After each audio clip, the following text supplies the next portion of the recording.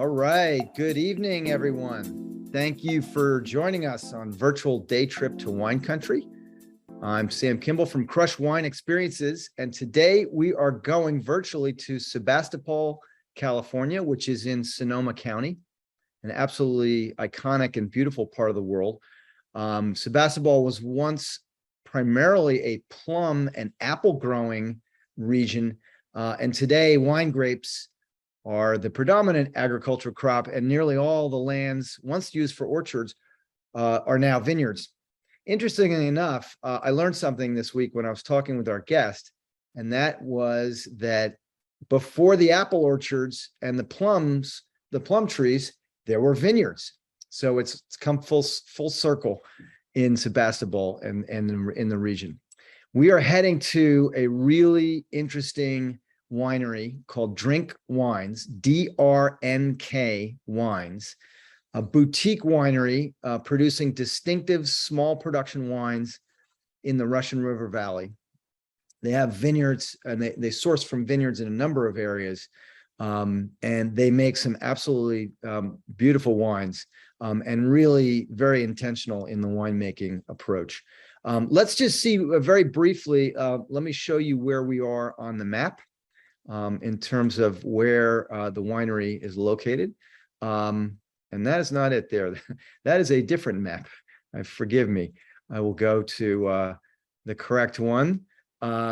This is the map here in Northern California. You can see the red map pin behind me. So west of Sacramento and north of San Francisco, right there in Sonoma County, you will find DRNK Wines. And very interesting producer. I will say that their calling card is cave-aged wines, a family tradition, 4 or 5 generations of wine growing and wine making, and a focus in the case of DRNK DRNK Wines on small production wines. They're really, really smart, and they're really innovative. The innovations that they undertake are fascinating to hear about. We're going to hear about them a bit from our guest.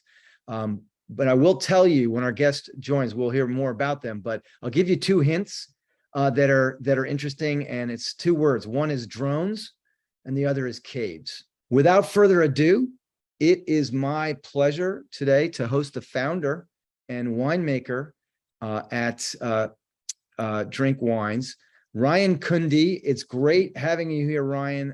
And we're going to learn some really interesting things about what you guys do there making wines. Thanks so much for joining. Thank you, Sam. Thanks for inviting us and having us on the show. Really appreciate it. Absolutely. Where does this broadcast find you exactly? We are at DRNK DRNK Wines at the winery here on our crush pad and right in front of the entrance to the wine cellar. So, yep. Where we're going to go in there in a few minutes. Yeah. So it's really cool. It goes back about a football field, and it's dug into sandstone. So we are dug into sandstone on Laguna Ridge of the Russian River Valley. So it's one of the 5 Russian River neighborhoods that we'll be talking about today. Very cool. Very cool. So tell us a little bit more about the winery. First of all, how did you name it DRNK Wines, DRNK, no I? Yeah. So DRNK is a family winery. It started with my wife and her parents. So it's actually an acronym for the 4 partners. We're Dale, Ryan, Nancy, and Katie. And so we started in 2012, 10 years ago now, in 11 harvests. And yeah, that's how we get our name. So Katie came up with it, so she gets the credit. I love it. It is absolutely a family operation. How did you get started in the wine business?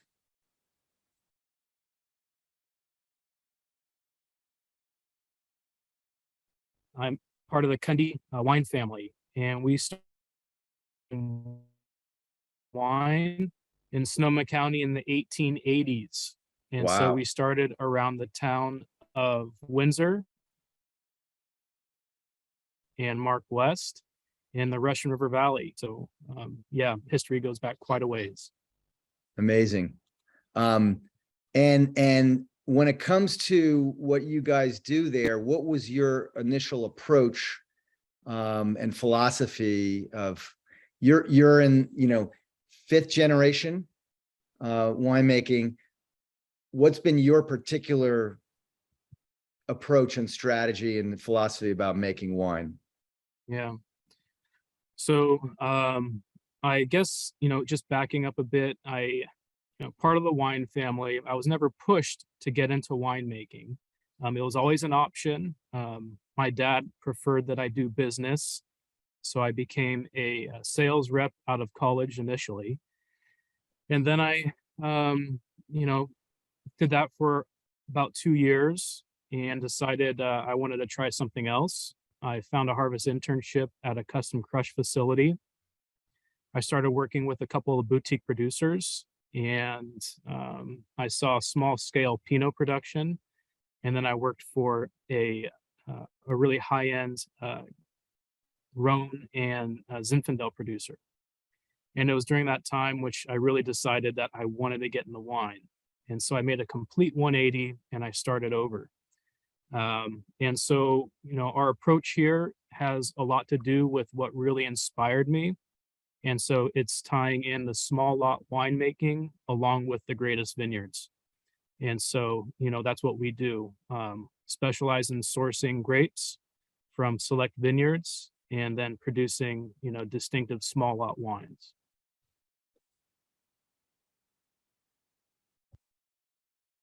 What was the famous Rhone and Zinfandel producer that you worked for? Carlisle. Carlisle. Okay. Yeah. Yep. Very well known. And Yep. and how many cases of wine do they make at Carlisle? Just broadly. When I was there, it was probably 6,000 or 7,000. I know they have a new facility, beautiful site on Star Road in Russian River. And so they make a little bit more now, but they still spread it across so many great vineyards. And by comparison, what's the size of your winery in terms of production? A fraction, we're a tenth of what they do. Really? Wow. Yeah. So it's super focused. Yeah. They're also focused. They have some larger regional blends, but the small vineyard, single vineyard stuff is still quite small production. So. Got it. Ryan, what is precision agriculture? Yeah. So that's one of our pillars. One of the main foci of what we do. I didn't think I would be getting into viticulture, becoming a winemaker. I went to UC Davis, and I remember speaking with the people there and trying to learn about the programs, viticulture and enology. I said, great, I want to do enology. And he said, nope, it's viticulture and enology. You have to do both. And so didn't really know, what to expect. But I ended up really taking to soil science, plant physiology, hydrology, there's the climatic relationship that the vines have and the fruit expression with where they're grown.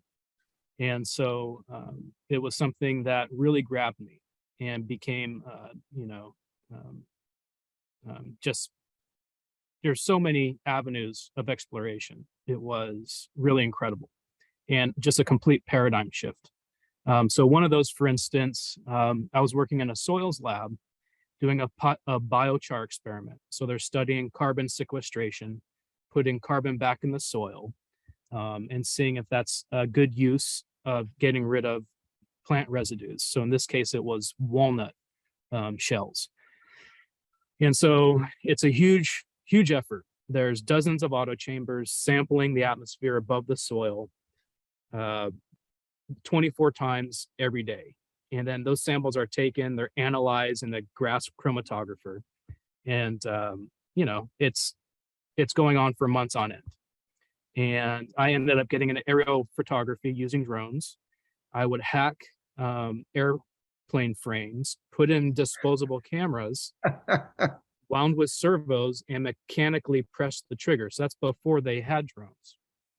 So I launched it. I'm out, west of Davis. I launch it over the orchard. I gather some imagery.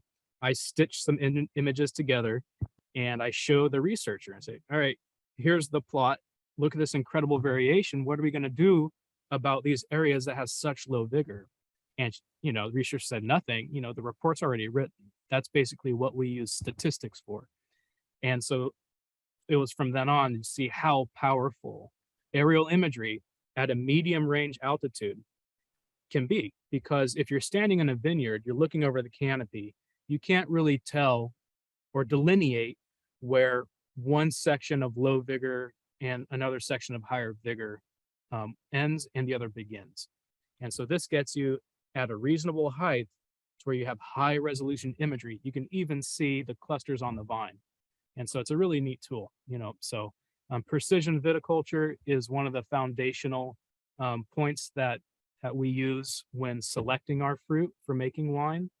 So we can get rid of the variation of underripe and overripe fruit and just get perfectly ripe fruit. So that's really what we're doing here. So I just have a curious question, and that is, were you taking like those planes that you could buy as toys, and Yeah. and they had like little like tiny gas engines on them, or Well, battery that's the power? thing. Like you were setting up like an old fashioned aviation device. Yeah. So when I was a kid, I grew up on my family's property, the Cundy Estate. It's about 2,000 acres. It's the largest continuous wine grape estate in the North Coast. It has 99 vineyard blocks with 19 varieties, and then canyons, grasslands, woodlands, lakes, everything. And so there's guys, they're flying their nitro planes out there in the field. And, we would come down and watch them every weekend. I just thought it was so cool. And I asked him, why don't you put a camera in one of these planes? He said, no, these are nitro planes. That motor's revving 20,000 RPM. There's no way you can get a still image. And so, all right, well, now we have brushless motors and LiPo batteries. And so now you can do it. And so that was one technological improvement. So good flight time, lightweight planes with a good payload capacity. So you were a student at UC Davis, but you taught the professors something that they didn't know. I showed them something that was new, and they thought it was really cool. Usually you get a wine brat coming in. It's like, all right, kid, you think you know everything, but I was just so happy to be able to share it. And now, of course, they've been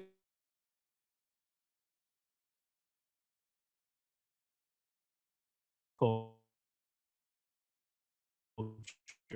decades. They've been explored yet. And so that was really cool. Yeah. No, that is very cool. All right. So let's talk about the caves. I don't know if you can hear me. We might have frozen up here. Sorry, guys. Bear with us 1 second.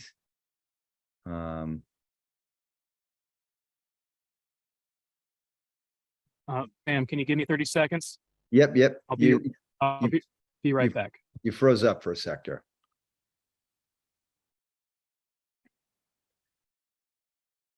All right. How many folks watching have been out? Hit the chat. Let us know if you've been out to Sonoma County, to the wineries, to tasting, visiting out there. This winery is right in the middle of everything in Sonoma. You're back, Ryan. I'm back. So that should help. Yeah, you're back. I mean, you're okay. Everything's working. I was just asking people who are watching if they, who had been out to Sonoma for wine tasting and winery visiting. I've only been once out in your neck of the woods, and only briefly. I'm really overdue for a visit. I'm curious if anybody watching, because I see some folks who are regulars and who tune in with us, and thank you for that. If anybody watching saw us do the Cundee Winery broadcast from a couple of years ago, which is in Sonoma, and that's Ryan's family. It's actually his uncle. That was really fun. We very different winery, different approach, but super interesting with the history and the legacy. All right, so Ryan, can we do a little walk into the cave and see what that's like and hear a little bit about it? That'd be amazing. Show you around a little bit. So yeah, we are at the winery. This is where, if you were to visit, this is where we would greet you. And we'd start with a little taste here on the patio, our tasting tent. And this is our winery crush pad. So you can see here is the wine press. That's the hopper with an elevated sorting table, and then our destemmer. So all the equipment's right there. So explain for people who are not as intimately familiar with winemaking, what does the destemmer do? You have a press or a crusher, right, for the initial, but then what does a destemmer do? Yeah, so if we're doing white wine processing, we're going to receive the fruit in, let's say it's Chardonnay, and we'll put it in the press all together and whole cluster press it. If we're doing Sauvignon Blanc, we like to destem it and then press it. If we're doing rosé, we'll receive that, usually it's Pinot Noir, we'll receive that fruit whole cluster hand-picked, let it macerate in the press for probably an hour and a half, and then press it. Now, if we're making Pinot Noir, we're going to first dump the fruit into the elevated hopper. It'll auger onto the sorting table, which is a shaker table.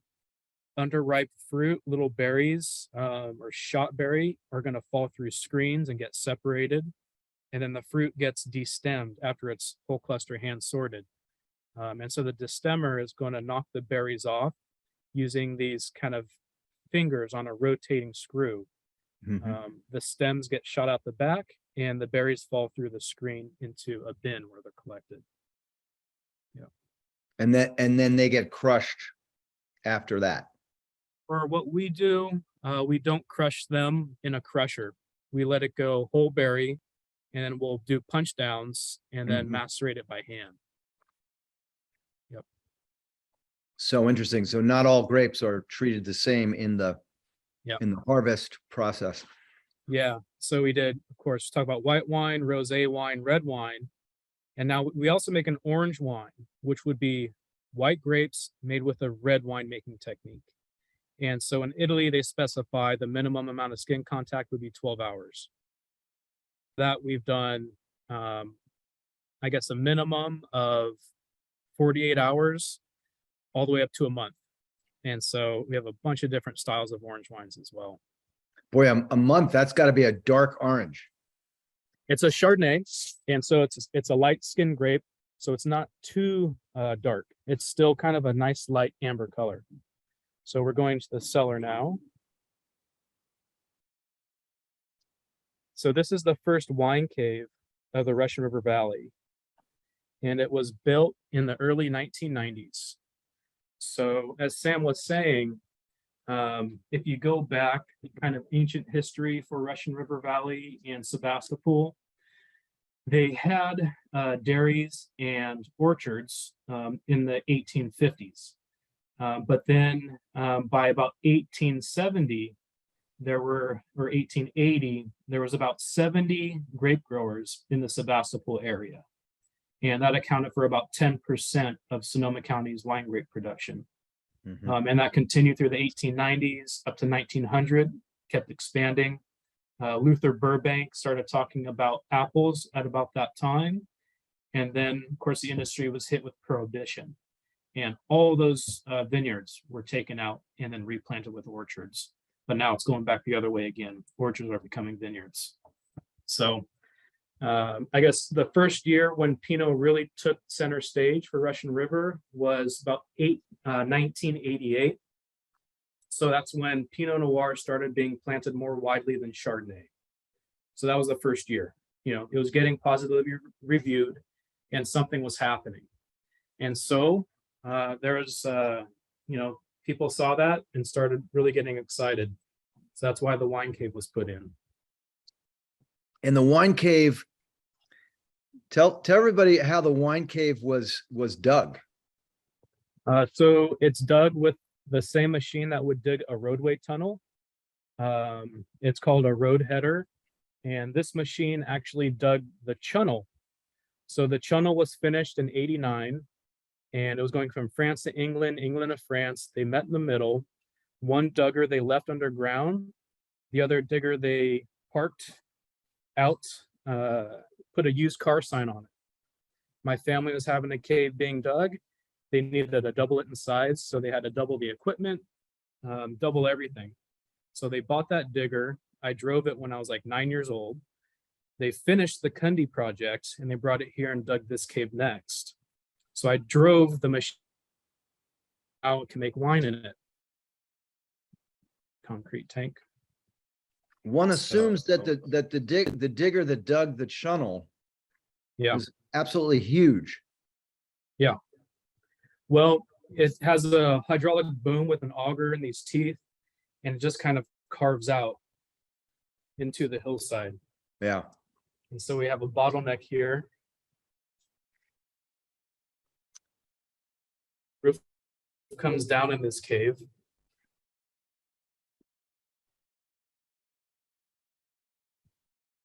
Ryan, what's the material? What's the stone above, like the surrounding you in the tunnel? What's it made of? It's like a swimming pool. So it's called shotcrete. So they dig the tunnel and then they install that to make a hard surface. Yep. Yep. So I'll head back now. And you actually do wine tastings in the cave. Yeah, so the first taste is on the patio. And then do a flight, the remaining of the flight back on the patio. But if you do come out to visit, it's also available to rent the dining alcove and then the theater. And so you can view movies or, just hang out, put some of your favorite music on, anything like that.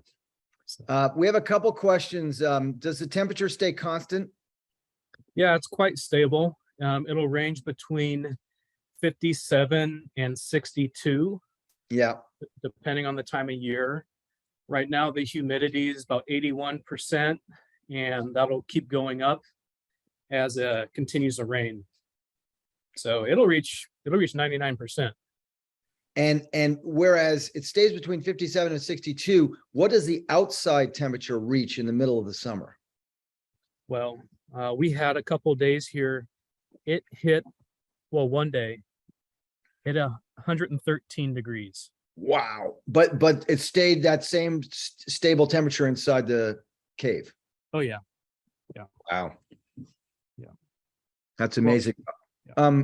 Jan had a question. You were talking about the orange wines. Could you repeat a little bit of the info on the orange wines? Yeah, so you can use almost, any white or usually white variety. So we like making an orange wine using Pinot Gris. It's a gray skin grape, and we'll let it macerate on the skins for a few days. So we'll put it in a tank, just like you would with Pinot Noir. We'll cover it with dry ice and a lid, keep it cold. After a few days, it picks up enough color from those gray skins that we decide to go ahead and press it. In other European countries, it's really the most traditional way to make a white wine. What's old is new again. There used to only ever be red or orange wines because there weren't presses and destemmers thousands of years ago. They would just take all the grapes, put it in an amphora, and let it ferment. And in essence, that's kind of what we're doing, but in a little bit more of a controlled way. Some of the wines are really interesting. The Pinot Gris is pretty straightforward, recognizable as a Pinot Gris, delicious food wine, well balanced, everything like that. The Chardonnay that was on the skins for a month, that's whole cluster carbonic macerated. And that's actually kind of in between a wine and a beer or a cider. So interesting stuff there. Different flavors you're not used to. Yeah, but not really. spoilage. It's not aerobic spoilage microbes. You know, it's still anaerobic, but just really interesting. So, I yeah, love it. I mean, as I said to you earlier, I opened these wines. It's the first time I've tried your wines, and they are really distinctive.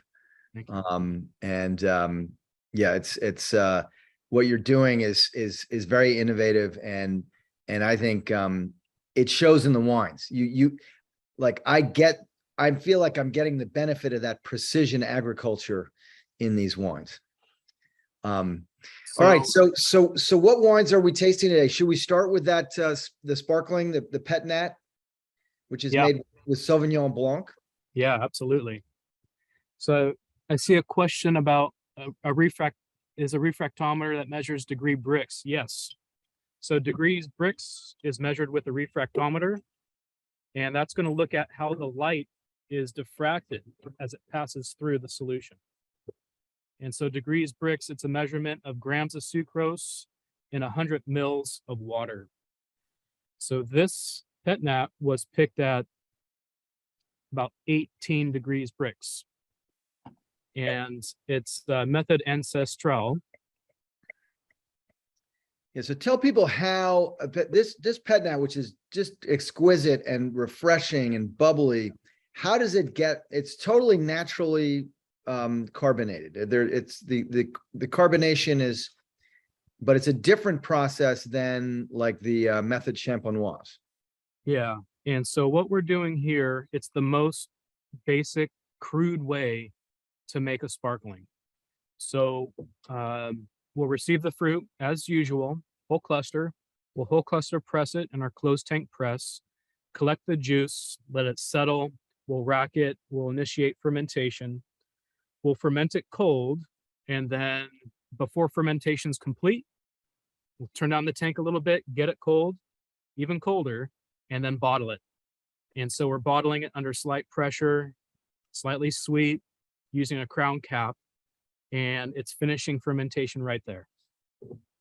How So much yeah, fermentation happens? I mean, does the fermentation happen before, mostly before the crown cap goes on, or after? oh yeah, yeah. And so you're starting at say 18, and you're going to bottle it with about around 2 grams per liter of sugar. Mm-hmm. Yeah, it's delicious, and it's very light. I think it's only 12 point something alcohol by volume, Like 12%. 11.4. 11.4. Yeah. So super light. I'm a fan. I'm a fan already. My only regret is we can't all of our guests and myself can't order it tonight because No, it's not yet, not that you have to get the label on it first. yeah, So, yeah. Have to label it. show the bottle again, Ryan, because for everybody watching, these bottles, I mean, is literally there's nothing on them. They're naked, shiny bottles, and that Pet Nat is terrific. Nancy asks, when will it be available? Sooner rather than later. It's probably going to take us 2 months, and then we can get a label on it. So it's a little bit of time to get it's a new label, so new dyes need to be made to cut the labels and all that. Hopefully we'll have it early December. Excellent. Oh, it's got to be ready for New Year's. So we're Exactly. planning our New Year's parties right now. Well, by the way, a great proxy for, some highfalutin and probably, too expensive champagne. Yeah, So exactly. Nancy said you read my mind. So Nancy is thinking about New Year's already. So, yep. All right. So let's move on to the 2018 Dutton Mill Station Vineyard Chardonnay, which is barrel fermented. And I love this. I tasted it. And by the way, your labels, I don't know who designs your labels, but they are absolutely awesome. Thank you. That's Katie. So she's so that's your good at wife. it. Yeah, Wow. she's a dynamo. And this isn't even her day job. So These are the most interesting and cool looking labels that I've seen in a long time. Thank you. So I'm going to put up on the screen, if you'll indulge me, Ryan, I'm going to put up a picture of this wine. Bear with me 1 second, just so everybody can see it, and they'll see the label too. So bear with me a moment. All right, here we go. Technology. There it is. 2018 Chardonnay, Dutton Mill Station. This is a barrel fermented. So it's got a little bit of oak, but not a lot. So tell us a little bit, tasting notes wise, like what should people expect from this? Yeah, so this vineyard's interesting. A lot of times the story in California is you're going to be picking based on, again, bricks, measure of sugar. In this case, it's such a cold site. It's getting its cooling influence from Salmon Creek and winds, essentially from Bodega Bay and from the Pacific. So it's going to meander up Salmon Creek and cool off this site in the afternoon. So the wind's going to rush in at about 3 in the afternoon and shut the vines down. It's going to slow ripening and extend the growing season because of that. So you get really great flavor development and really nice acidity. So it's a great food wine. You can pair it with all sorts of dishes, all the usual suspects of pastas and chicken and, really great charcuterie plates and things like that. So very versatile. And it's just a great site. Every year produces really awesome fruit. So Dutton's are doing a really great job there. By the way, Ryan, have you had Midnight Moon cheese? No. What's Midnight Moon cheese? Is it's kind of I don't know exactly I'm not a cheese expert. I'm a wine expert. It's got a little bit of like sharpness, but it's light. It's semi-soft. Who's had Midnight Moon? Hit the chat. Let us know. I decided to pair this with Midnight Moon, which is a cheese that I've often enjoyed, and it's perfect with it because the Midnight Moon has a little bit of richness, a little bit of creaminess, and this wine has the acidity, and it has the sort of laser sharpness that goes really nicely with that cheese. The other thing I will tell you, and this is my first impression of the wine, is that I poured this glass about half an hour, 40 minutes ago. It has worked in the glass and oxidized and opened up in a way that's similar to a red wine, which is I find somewhat unusual. I mean, if you've got an oak barrel fermented, it's going to happen a little bit, but it's really worked really nicely in the glass in 30 or 40 minutes. Yeah, the Chardonnay, it's able to develop, and honey, the bouquet's going to come out, all that stone fruit character. There's a lot going on, and it shows why Chardonnay is what it is. It's one of the great grapes, regardless of what a lot of people say. So Mark has a question. Barrel fermented, but so is it malolactic? Oh yeah, absolutely. Yeah, certainly. But Mark, it's and this made sense when you just said it a moment ago, Ryan. I normally think of California and Chardonnays and a lot of California is warm climate. If you're saying this is in a cool area, you definitely get that. This has got that sort of focused acidity that the cool climate Chardonnays have, as opposed to if you get a really nice Napa barrel fermented, it's going to have a different characteristic than that. Yeah, in this case, Chardonnay has such a range to it. It can go really quite cold, even colder than Pinot Noir, to quite warm. And so that's why it's also popular to grow, because it can grow anywhere. And then in each of those different areas, it's going to have a different expression. Yep. And so this is pushing the boundaries of how cold you get. The entire vineyard is Chardonnay. If you put Pinot in that spot, it might be a little bit too cold. So. Yep. Well, this is the wine. By the way, guys, Ryan and Katie set up a code just for us, which is XP5 off. So that gets you 5% off of any of these selections. I think it's throughout the store. You have lots of wine, different wine selections in your online store. So it applies to these, but anything in the store. Yep. All right. So moving right along, the Pinot Noir. Again, first time for me. I don't know anything about the Hallberg Vineyard, but tell us about this one, and in a moment I'll tell everybody which wine I decided, which cheese I decided to go with this. Yeah, Hallberg, some serious stuff here. Again, Russian River. It's in the Green Valley sub-appellation of the Russian River Valley, and it is on these gently sloping gold ridge soils, probably 2 to 5 degree slopes. It's about 100 acres or so with over a dozen different clones planted. And it's one of those sites that it looks impressive. It's planted where it's supposed to be. It's consistent every year. And it's just a fantastic vineyard. An informal group of Psalms and critics got together and they were drinking one night. And they're like, all right, so we know what the Grand Crus of Burgundy are. What would the Grand Crus of California be? And this is one of the vineyards that made that list. So Hallberg. Yeah, this one, the first impression was super smooth and balanced. And I also, on the nose, I'm getting like the red fruits. I don't know about you, Ryan. I'm getting a little bit of eucalyptus in this one. Big, really distinctive bouquet and nose. And it seems like it would go really well with this triple creme 4 fat fowl cheese that I bought today. That sounds good. Yeah, it's really good. It's really good. What are the official tasting notes for this? Well, I'm getting sweet cherry, stone fruit. Yep. Caramel, like a really nice sweet caramel. It really lingers, nice toasty oak. Then you're starting to get the blackberry that comes out. Mm-hmm.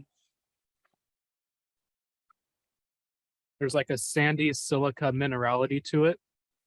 Yeah. Kind of like almost gravelly. Maybe that's what I was getting when I was talking about eucalyptus. I mean, it's got some real horsepower in the nose. Yeah. Yeah, it's got gears to it, and it will keep opening up. Yep. It's relatively, it's got a nice, relatively deep red color. It's not really ruby. It's mouth-watering, with a lingering finish.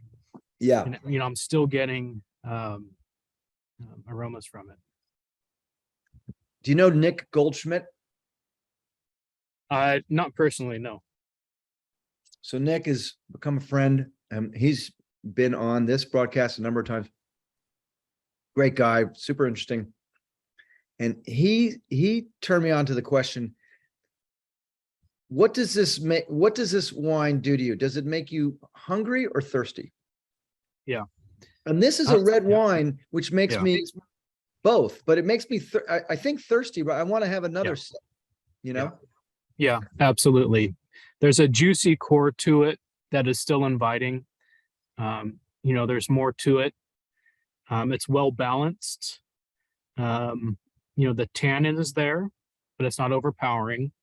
The acidity is there, not too much. The alcohol's there, it's warming. And it just works really well. Yep. So now this is a great wine. It's super food friendly, but you could have this before dinner.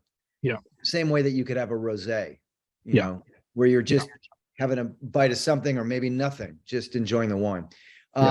Mark asks, and I defer to you on this, Ryan, any earthiness or forest floor characteristics? I think so. I can definitely get forest floor on this. Not so much earthy. I think you're going to get the earthiness once you start planting in clay or more loamy soils. This is a sandstone, sandy loam soil. So it's very clean. It's very well drained. But the forest floor is definitely coming through. Yeah. What I love about these wines is that they're distinctive, and they have a really distinctive style and characteristic to them. We taste lots of great wines from Sonoma, Napa, other parts of California. And what you're doing here, all of that precision and sort of science that you rely on. Yeah. I can Geek see out how on. I can Yeah. see how that's like laser targeting how you want these wines to be. Yeah. It's a negotiation, with what Mother Nature brings in. Right. And you see what's there and you start getting ideas of what's possible, not making something that it's not.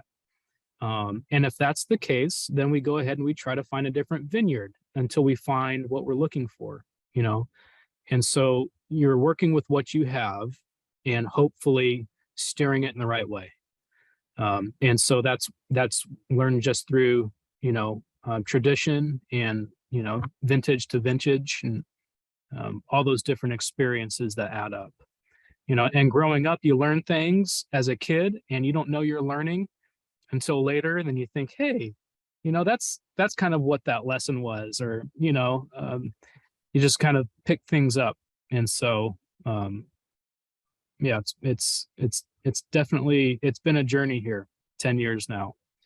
How many of the Cundis are in the wine business? I mean, I know your uncle is, and yeah, who else in the family?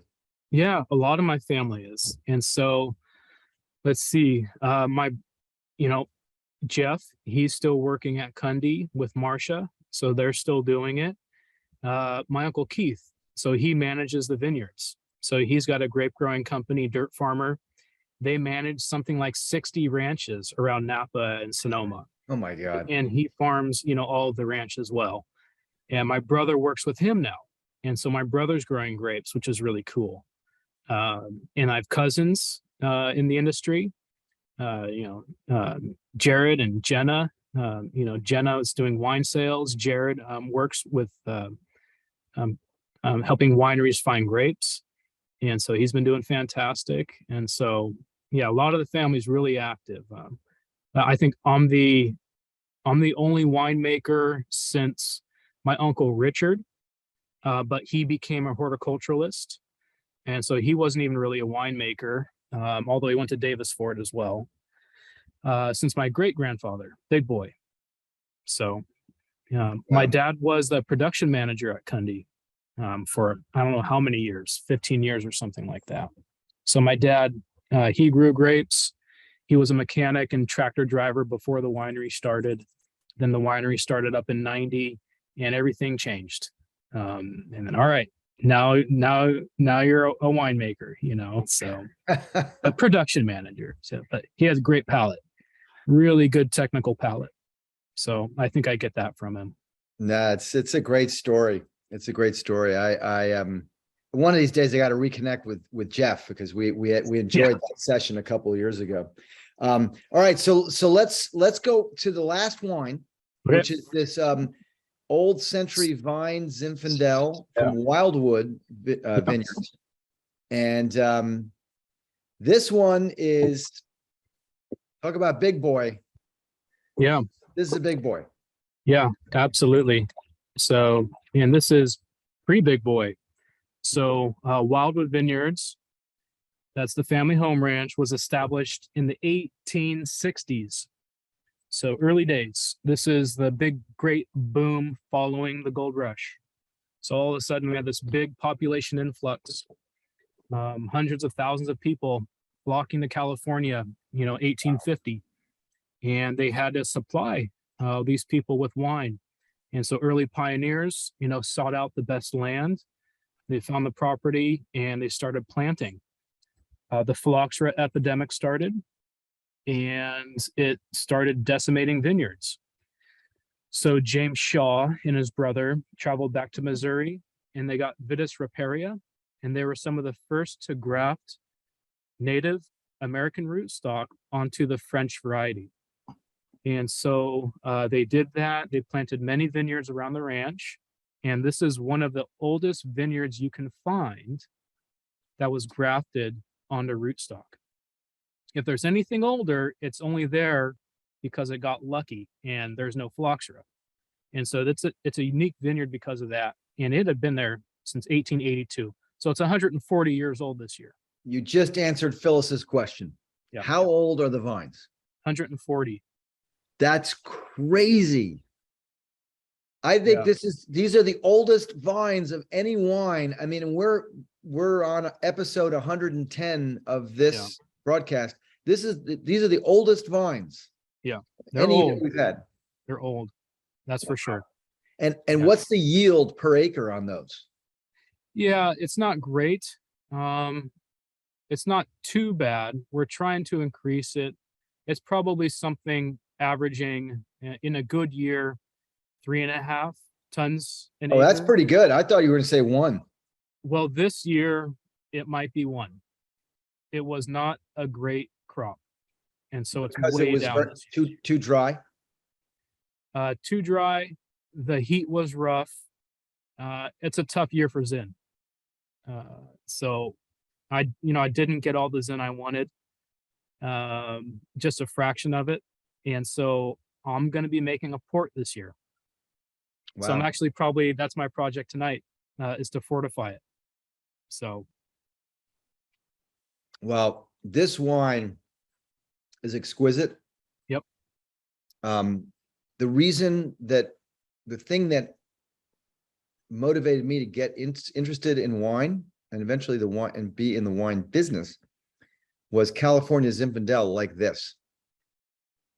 And I'm hearkening back to a night maybe 20 years ago when my wife was making dinner and my favorite thing was spaghetti and meatballs. And a guy that I did business with gave me a bottle of wine. He was a big wine guy, and I was not. I knew nothing about wine.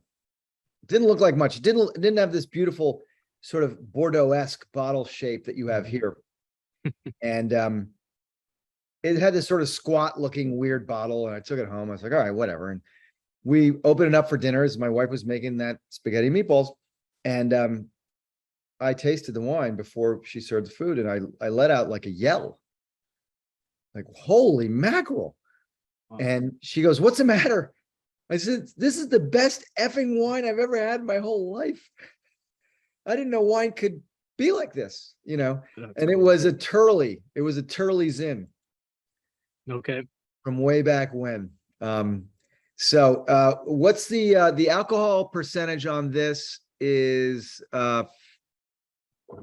14. No, I'm trying to read the label off of the screen here.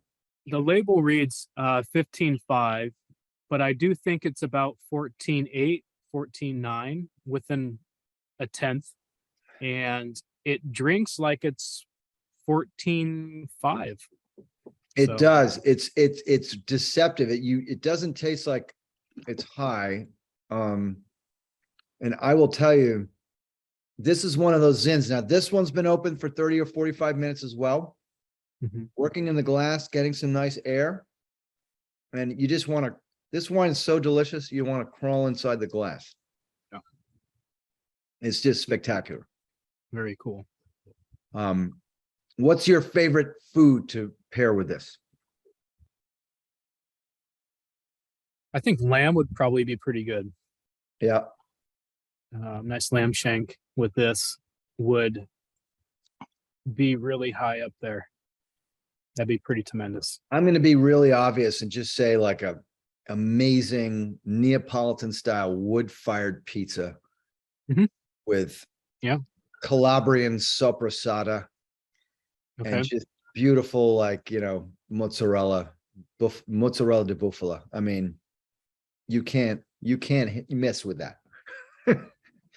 I can taste it now. That sounds awesome. That's just me. Well, Ryan, these are great. And is so much fun hanging out with you and hearing about the innovative and interesting things you're doing out there in Sonoma County. I'm going to just put up on screen here just so people have it. Just a quick flash of the of how they can get in touch and where they can locate these wines. Last thing before we sign off, how common is that exploding pet nat bottle situation? Like not with your wines, but in general. Well, I think glass manufacturers, I think there's about a 1% rate that they Okay. say. So 1 out of 100. yeah, but if you get the winemaking wrong, they're all going to go. So yeah, Right. You buy a case of pet nat from somebody who Yeah. didn't quite get the winemaking right, the whole thing might explode. yeah, yeah. Make sure it's a couple months old first.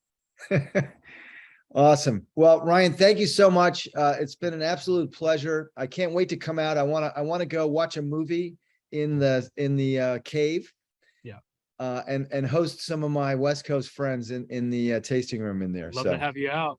Absolutely. excellent, man. Well, thank you so much. And everyone for tuning in, and people tuning in from all over the place. It's amazing. We got Long Island, Lakewood, Washington, New York City, North Carolina, Vermont, New Jersey. Thank you guys for tuning in. By the way, if you guys are interested, I'll send everyone an email after this, but we're doing a little info session on our trip to Tuscany next April, tomorrow night. So, and Ryan, you and Katie are invited as well. I love that. That sounds cool. It's really fun. But thank you so much. We will see you very soon. And we're looking forward to getting some of these wines. Cool. Thank you. Excellent. Bye. All right, guys, safe home, everybody.